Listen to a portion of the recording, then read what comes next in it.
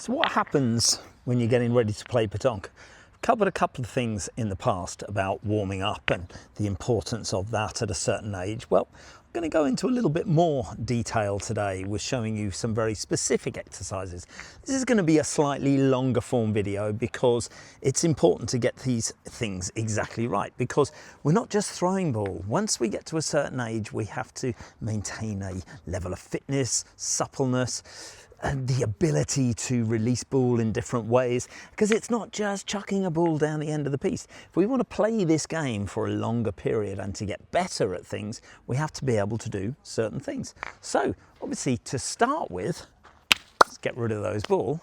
You've got to be able to get flexibility in your hands. Now, this starts literally by just easing your fingers back and forth. Now, why do the left hand if you don't play with the left hand and just the right hand? It's a good question, because you want to have equilibrium between both hands. So this is a very, very good way of doing it. This is very important for me because I have stiffness in my right hand for the playing hand.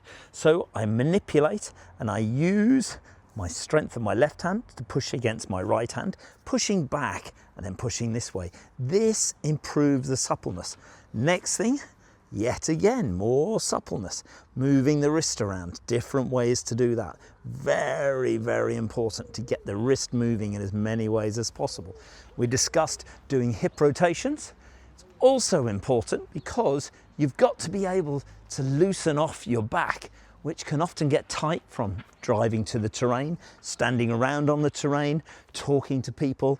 A lot of tightness that develops in the back here. Then subtle twists, yet again, easing things off, all very, very important. Using your left arm against your right arm to ease off the triceps that are here, and also the shoulder. Shoulder repetitions, going backwards and forwards like this, doing lots and lots and lots of repeats for these. Then equally, we need to be able to turn our heads. We need to be able to twist our heads in all sorts of different ways. Now, these might seem like very, very basic things, and that you're thinking, well, I'm not going to rehab. I don't have to do all of this sort of stuff. But let me tell you, you really, really do. Because in the past, I have neglected to do these things. And then later on in the game, my back is absolutely killing me. My buttocks are clenched from the tension all the time. That imparts on my lower back as well. My feet, best thing to do with your feet, lift them up. Arch them, come up onto one side, go up onto another side. This helps. Put your foot on the ground, twist your ankles. Again, this helps. You can do the same with your knees. You can put your hands on your knees and you can twist your knees around back and forth every single way. All of these things help with suppleness. They all help with bodily function, and they especially help to get the body ready for what could be 10, 11, 12-hour tournaments. If it's just a couple of hours playing in the evening, this is the most important one. Just get your hands warmed up, get your wrists warmed up, get them ready to play. Get your neck moving, twist it, lots of neck turns, back and forth. Hear all the cricking and the cracking that goes on. But don't do it fast. Do it nice and slowly, just to get everything moving.